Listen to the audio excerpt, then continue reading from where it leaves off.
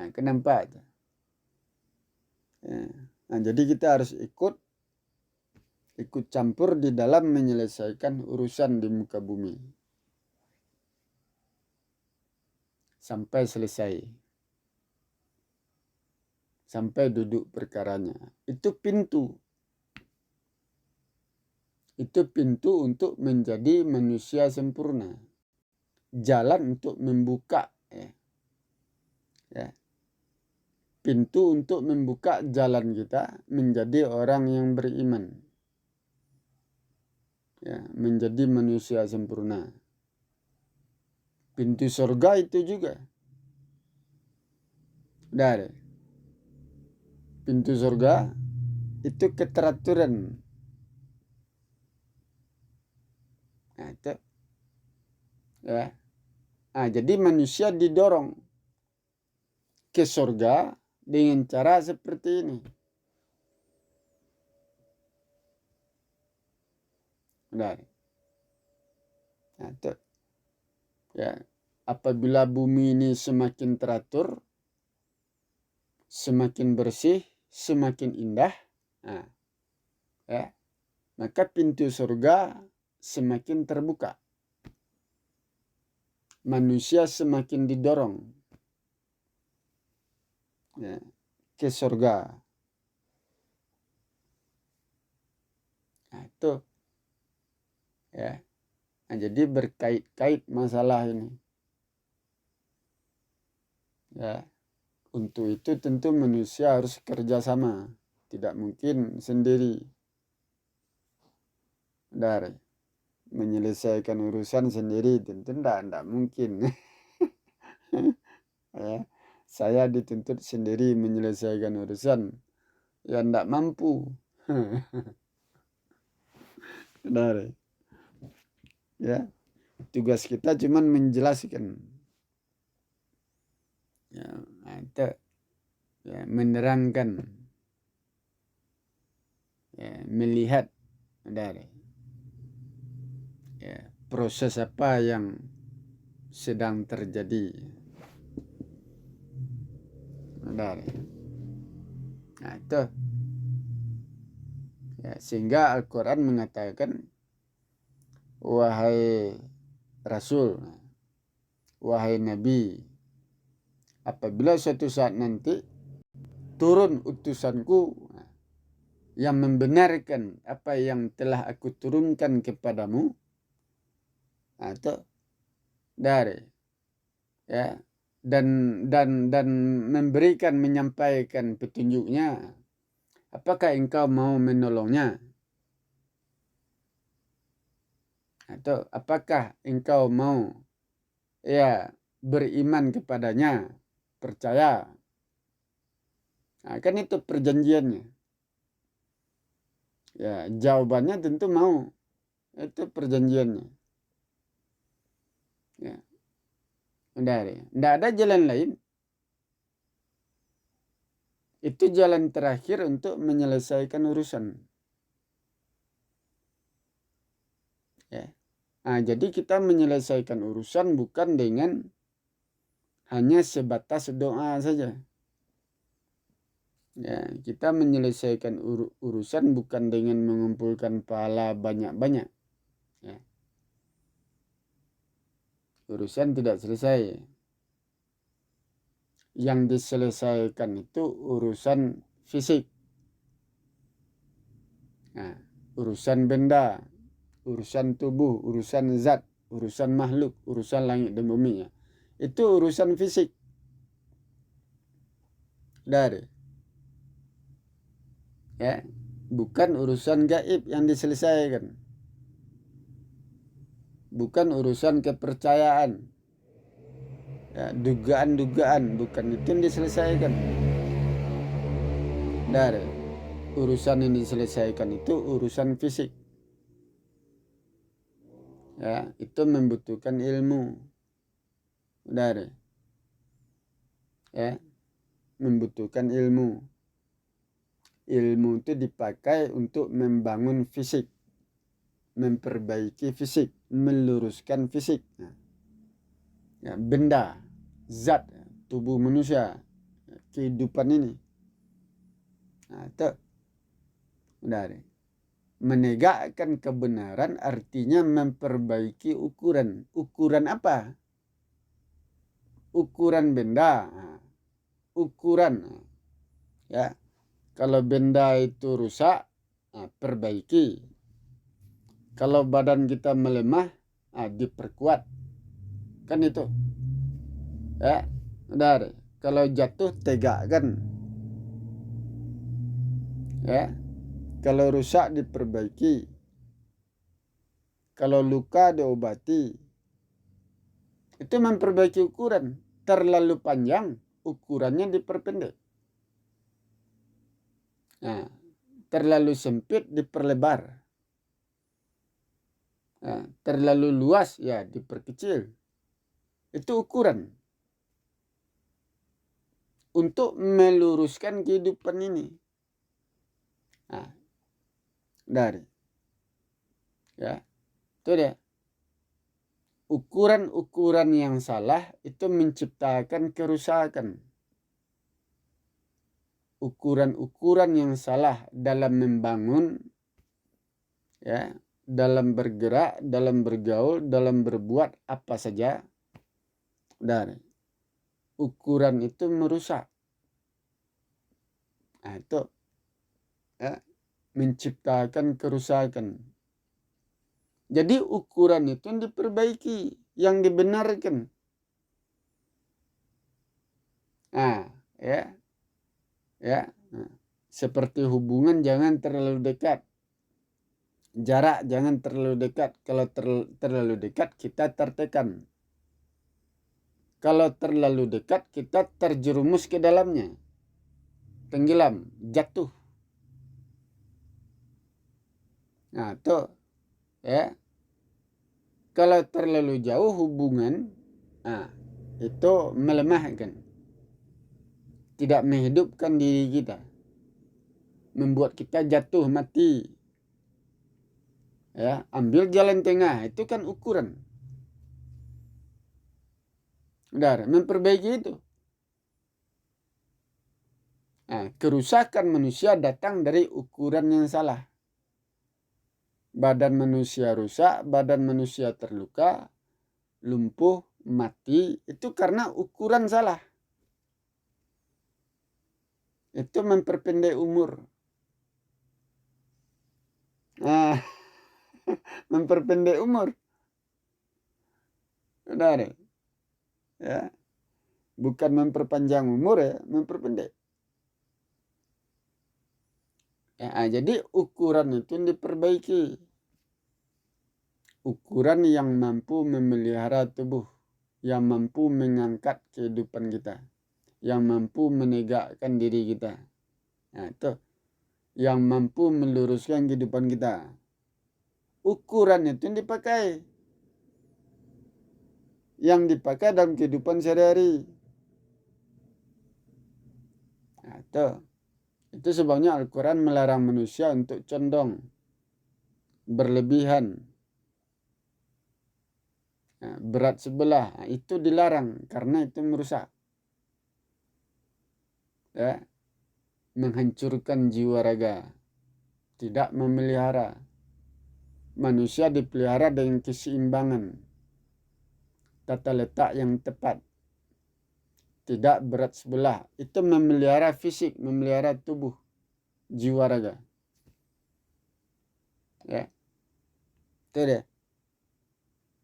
Tetapi kalau badan kita condongkan ke kiri atau ke kanan, berat sebelah itu membebani tubuh fisik.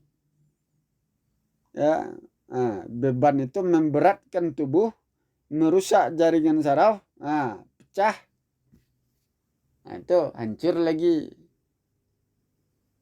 Nah, seperti itu. Itu karena dicondongkan.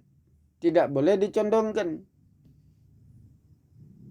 Condong rusak dia. Seperti tanah. Nah, tanah kalau airnya banyak jadi lumpur. Ya, lumpur itu lemah. Tidak mampu menghidupkan tanaman. Mati tanaman. lumpur itu. Nggak subur jadinya. Karena air terlalu banyak. Nah, dilarang pula itu. Ya, ada. Itu berlebihan itu condong. Nah, itu. Kalau terlalu panas tentu tanah itu kering. Tidak boleh pula. Mati tanaman mati. Ya. Nah, jadi yang biasa saja, yang normal. Ya, tanah yang subur, tanah yang bagus. Nah, itu subur itu. Nah, badan manusia seperti itu. Udah, subur. Kalau badan manusia itu berada di tengah-tengah, tidak condong ke kanan, tidak condong ke kiri, tidak berat sebelah, ya, tidak melewati batas. Nah, itu terpelihara tubuh manusia. Nah, peliharalah dirimu dari siksaan api neraka. Pelihara dirimu dari siksaan. Yang menyiksa itu, ya, itu kekurangan kita, kecondongan kita. Kita condongkan badan kita miringkan tubuh kita. Nah, itu membebani tubuh, memberatkan ke badan. Nah, ya, menyakitkan. Itu siksa. Terasa sakitnya, menyiksa itu. Itu siksaan. Tetapi kalau badan kita tegak lurus seimbang, itu tidak membebani, tidak memberatkan. Tidak ada rasa sakit di situ. Senang. Nah, itu. Jadi orang-orang yang disiksa, yang tersiksa, itu jiwa raganya itu berkekurangan, rusak, condong, berat sebelah. Siksaan datang dari situ. Jadi dia menyiksa dirinya sendiri. Nah, itu. Ya, kekurangannya menyiksa dirinya sendiri. Nah, ukuran-ukuran yang salah, perbuatan yang salah, perbuatan yang berlebihan, itu menyiksa dirinya sendiri. Tubuhnya yang condong, tubuhnya yang miring, berat sebelah, tubuhnya yang berkekurangan, itu menyiksa, memberikan siksaan ke badannya sendiri. Nah, itu. Nggak senang hidup itu. Nah, kenapa itu? Bukan malaikat yang menyiksa, bukan. Ya, manusia disiksa di neraka bertahun-tahun, bukan 100 tahun, bukan 1000 tahun, berkekalan disiksa dengan tangan malaikat. Nah, malaikat memukul, mencambuk segala macam. Tidak mungkin itu. Ya, tidak mungkin. Jadi bukan malaikat yang menyiksa, ya, tetapi kekotoran jiwa raganya, kerusakan jiwa raganya, ketidaksempurnaan jiwa raganya, kekurangan, banyak yang kurang pada jiwa raganya, itulah yang menyiksa. Terasa sakit di situ. Nah, tuh, ya, jantung saya rusak, pecah, copot satu jantung saya, terasa sakitnya dah. Tersiksa, susah bernafas. Tersiksa itu. Nah, ya, pembuluh darah saya pecah. Terasa sakitnya dah. Udah hilang-hilang sakitnya. Nah, udah ada. Seperti itulah kira-kira. Itu menyiksa. Jadi orang-orang yang masuk surga adalah orang-orang yang sehat. Jiwa raganya sehat. Nah, perbuatan yang dia lakukan tidak melukai dirinya, tidak merusak jiwa raganya, tidak menghancurkan tubuhnya. Benar.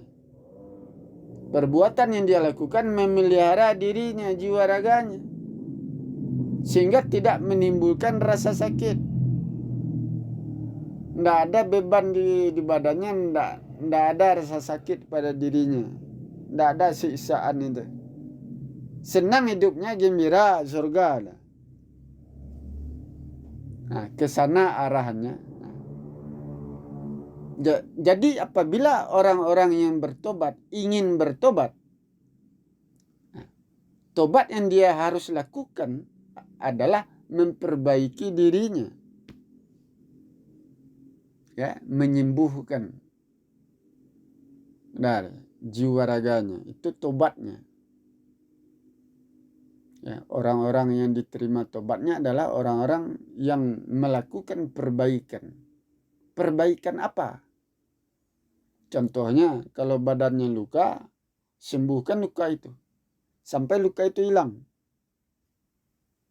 Nah, supaya rasa sakit itu hilang. Kalau badannya kotor, dari badan yang kotor tumbuh penyakit. Nah, yang kotor itu dihilangkan, dibersihkan, dibuang, sehingga penyakit tidak tumbuh, sehingga rasa sakit itu hilang, siksaan hilang. Itu perbaikan. Itu membutuhkan ilmu. Untuk memperbaiki tentu membutuhkan ilmu, membutuhkan caranya, jalannya. Itu tentu berat pula itu. Benar. Ya. Kalau kita bodoh, tentu kita tidak tahu ilmunya. Ilmu menyembuhkan diri, ilmu memperbaiki diri, tidak tahu ilmunya. Kalau kita bodoh. Benar. Tentu tersisa itu. Ya. Tapi kalau kita tahu ilmunya tentu bisa diamalkan ilmu itu. Bisa kita memperbaiki diri. Tobat kita diterima setelah memperbaiki diri. Benar. Ya, itu. Ya. Al-Quran mengatakan apabila kebajikan manusia lebih dari separuh, masuk surga. Kebajikan lebih dari separuh artinya yang kotor di badannya sedikit. Kebajikannya banyak. Yang kotor yang sedikit itu bisa dibersihkan. Kemampuan untuk membersihkan itu ada. Kalau kotornya sedikit, masih bisa masuk surga. Tapi kalau kotornya banyak, kerusakannya banyak, kebajikannya sedikit, itu untuk menyembuhkannya susah. Perbaikinya susah, meluruskannya susah. Obatnya kadang-kadang tidak ada itu. Ilmunya tidak ada. Neraka. Jatuhnya syirik. Melakukan perbuatan syirik, dosa besar, itu kerusakannya besar. Itu tidak ada obatnya, tidak ada ilmu untuk mengobati, memperbaiki. Itu. Kalau kita membunuh orang, itu obatnya tidak ada. Ya.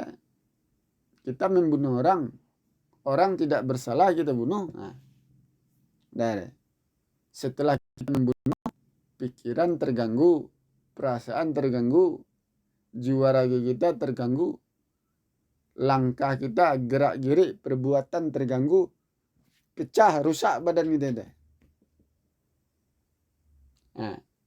Susah menenangkan diri, susah segala macam. Tidak ada obatnya itu.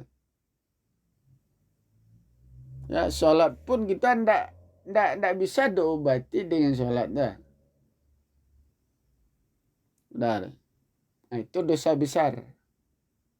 Kalau dosa kecil bisa diobati. Panas badan kita, itu dosa kecil, bisa diobati. Ya, kena kotoran tubuh kita, dosa kecil, bisa diobati. Luka-luka sedikit, masih ada obatnya. Itu rusak-rusak sedikit, masih ada obatnya. Tapi kalau lebih dari separuh badan kita rusak, itu enggak ada obatnya itu. Udah deh. Ya, enggak ada ilmu itu. Nah, susah itu memperbaikinya. Lebih dari separuh badan kita rusak, hancur, kotor, itu susah itu. Ya, itu risikonya, akibatnya itu neraka. Nah, itu deh. Jadi berdasarkan hukum, orang-orang yang masuk surga, orang-orang yang jiwa raganya sehat. Nah, itu berdasarkan hukum dah. Udah deh. Nah, itu pelihara diri. Nah, jangan sampai terjadi kerusakan pada jiwa raga kita. Nah, itu ya, berdasarkan hukum, orang-orang yang jiwa raganya sehat, bersih, lurus, itu yang masuk surga.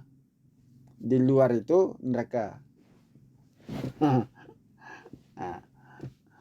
nah, tentu jalan membangunnya dengan apa?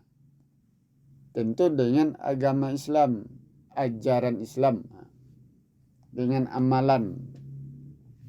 Amalan itu berfungsi untuk mengangkat, untuk menegakkan jiwa raga. Ya, amalan itu seperti sholat, ya. Gerakan-gerakan sholat itu berfungsi untuk menegakkan. Tubuh yang lemah itu diperkuat, badan yang jatuh ditegakkan. Nah, itu ya, jiwa raga kita yang rapuh diperkokoh, diangkat dengan sholat itu. Dan ya, nah, itu alat untuk mengangkat. Nah, ya, dar. Nah, itu dia. Seperti badan yang kokoh. Badan yang kokoh biasanya padat. Ya. Tuh. Kalau tubuh kita padat, berisi, itu naik. Ya, kekuatan itu meningkat. Tapi kalau badan kita rapuh, enggak ada isinya, ya, itu jatuh. Itu kan hukumnya seperti itu. Lemah, jatuh. Nah, itu terancam.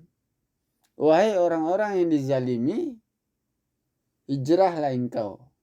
Nah, orang-orang yang dizalimi itu biasanya badannya lemah. Nah, jatuh. Kehidupan jiwa raganya jatuh.